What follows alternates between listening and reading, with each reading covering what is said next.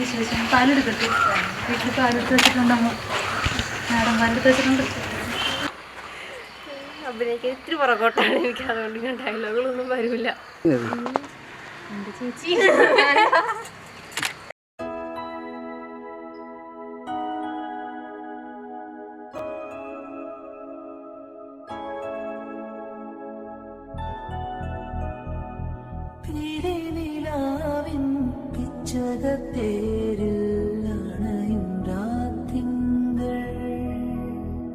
സ്നേഹപരാഗം പെയ്യുകയായി മനസ്സിൻ പൂച്ചെണ്ടിൽ നിറമാറിൽ ചേർത്തവൾ താരാ